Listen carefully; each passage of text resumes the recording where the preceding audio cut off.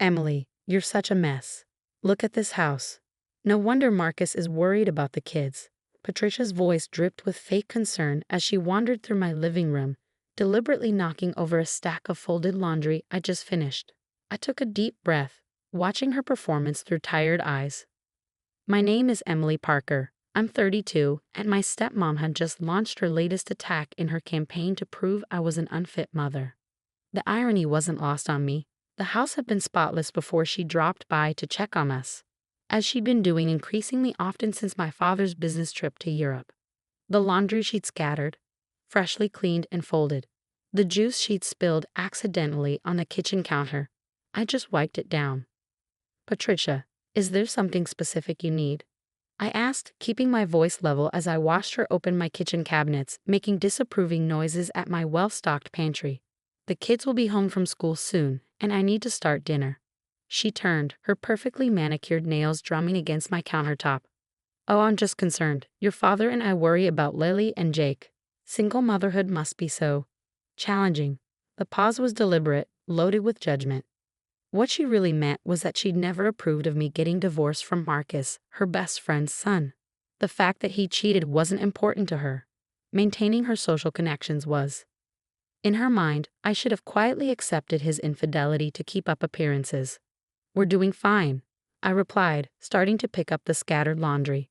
The kids are happy, healthy, and… Are they? Patricia interrupted, pulling out her phone. Because I have some concerning photos here. Lily looking quite unkempt at school.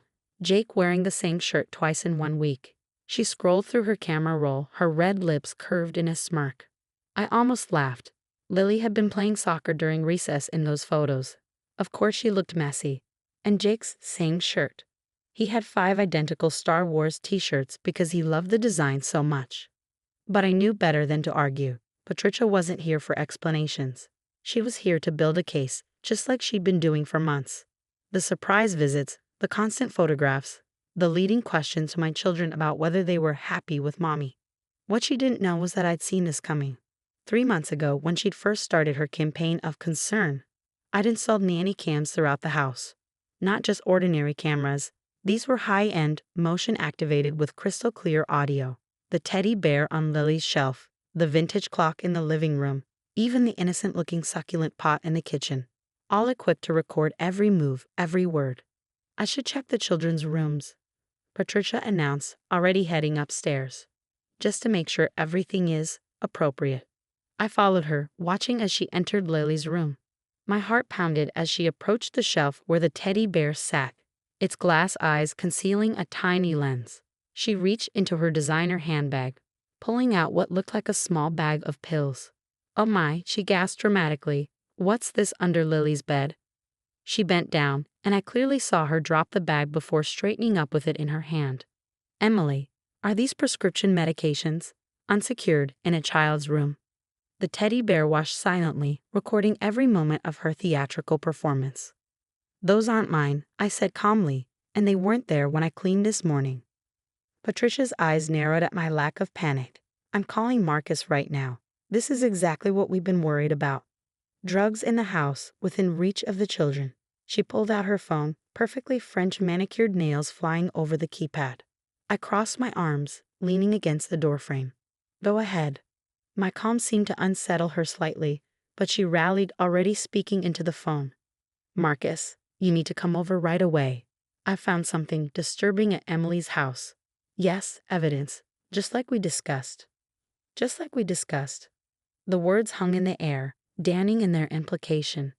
The teddy bear's hidden camera captured every syllable, every gesture, every moment of her calculated setup.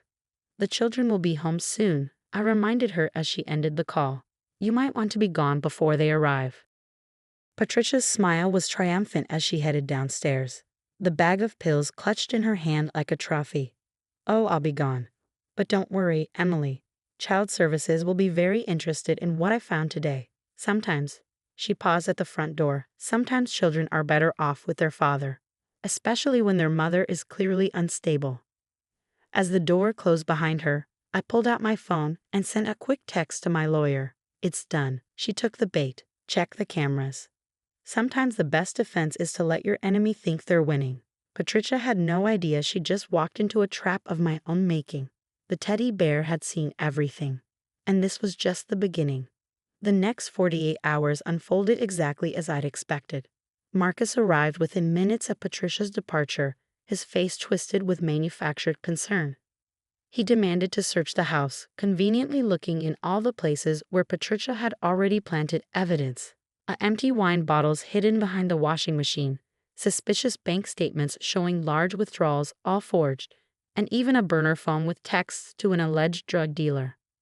What they didn't know was that my security cameras had caught Patricia sneaking into the back door the previous night, carefully placing each item. The vintage clock in my laundry room had a perfect view of her planting the bottles, while the camera in my home office captured her replacing my real bank statements with fake ones. "Emily, this is serious," Marcus declared, holding up the phone he'd discovered in my desk drawer. "We're taking this to court tomorrow. I've already filed for emergency custody." I maintained my composure, though inside I was shaking with anger. "Do what you need to do, Marcus." His confidence wavered slightly at my calmness. He'd expected tears, pleading, maybe even a breakdown that would further prove their point about my instability. Instead, he got cold detachment. The emergency custody hearing was set for 9 a.m. the next morning. I spent the night holding my children, assuring them everything would be okay. Lily, at 10, was old enough to sense something was wrong. Jake, only 7, just hugged me tighter than usual. "Mommy," Lily whispered as I tucked her in, "I saw Grandma Patricia putting things in your office yesterday. I was supposed to be napping, but I saw her through my door." I kissed her forehead. "I know, sweetheart. Don't worry. Sometimes adults do bad things, but the truth always comes out." The courtroom the next morning was tense. Patricia sat behind Marcus, her face a mask of concerned grandmotherly worry. She'd even brought tissues, dabbing at her eyes periodically for effect. Marcus's lawyer presented their evidence with flourish: the pills, the bottles, the phone, the bank statements, each item carefully selected to paint a picture of an unfit mother spiraling out of control. Then it was my lawyer's turn. "Your Honor," Sarah began, "before we proceed, I'd like to present some security footage from Miss Parker's home." She nodded to the bailiff, who wheeled in a TV screen. Patricia's face went pale. The footage was damning. Crystal clear images showed Patricia entering my house late at night, methodically placing evidence. The audio caught every self-satisfied mutter, every phone call to Marcus planning their strategy. The teddy bear's camera had the perfect angle of her planting the pills, while other cameras caught her replacing documents and hiding bottles.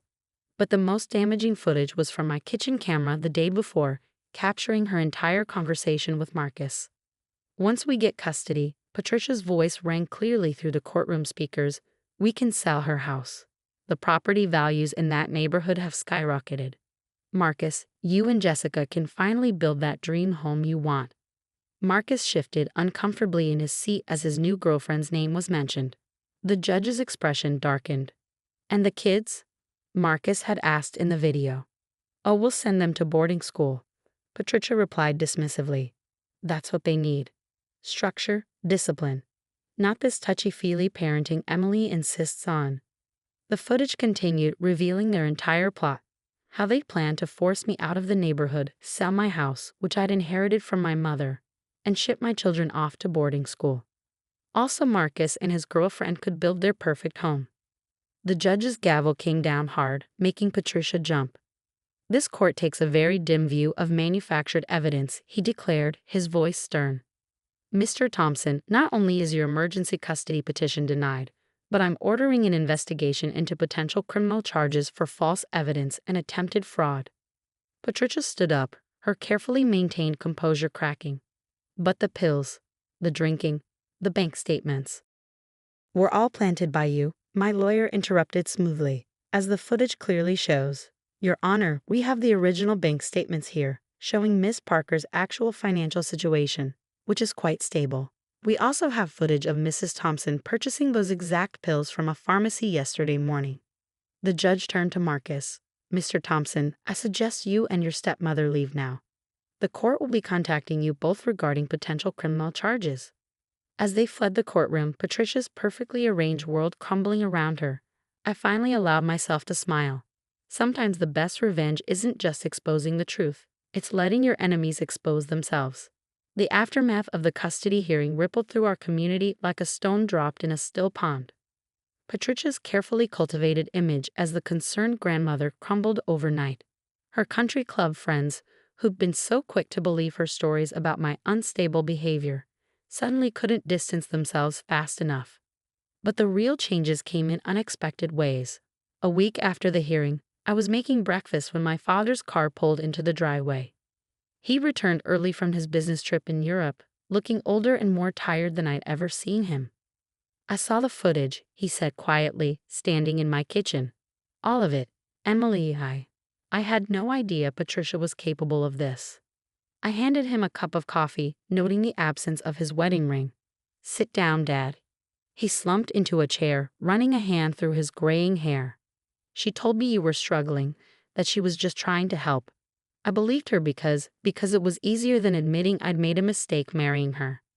The confession hung in the air between us. For years, my father had chosen Patricia's version of reality over mine. After my mother died, he'd been so desperate for companionship that he'd willingly blinded himself to Patricia's manipulation. "Where is she now?" I asked, though I already knew. The neighborhood gossip network was nothing if not efficient. "Gone. Cleared out our accounts and disappeared the day after the hearing." He laughed bitterly. "Turns out I'm not the first. She's done this before. Marrying wealthy men, trying to control their children's inheritance, moving on when things fall apart." I sat across from him, remembering all the times I tried to tell him something was wrong, all the times he dismissed my concerns. But looking at him now, I saw something I'd never expected: remorse. Meanwhile, Marcus was facing his own reckoning. His law firm, embarrassed by his involvement in the custody scheme, had placed him on indefinite leave. His girlfriend Jessica, realizing their dream home plans were imploding, quickly found another wealthy prospect. The last I heard, he'd moved back in with his mother, who was suddenly much less enthusiastic about family dinners with Patricia. But the most profound changes were with my children. Lily, who'd been watching everything with those observant eyes of hers, asked me a question that broke my heart and healed it at the same time. "Mom," she said one evening, curled up next to me on the couch, "is that why you put cameras everywhere? Because you knew they were bad people?" I pulled her closer. "I put the cameras up because sometimes grown-ups don't believe other grown-ups. But they usually believe what they see with their own eyes." Jake, building a Lego fortress nearby, looked up. "Like when Grandma Patricia said you were messy, but the cameras showed her messing up our house." "Exactly like that." I smiled. Sometimes the truth needs a little help being seen. 3 months after the hearing, our lives had found a new rhythm. My father, trying to make amends, set up trust funds for Lily and Jake, legally ironclad ones that neither Patricia nor anyone else could touch. He started coming over for Sunday dinners, slowly rebuilding his relationship with his grandchildren and with me.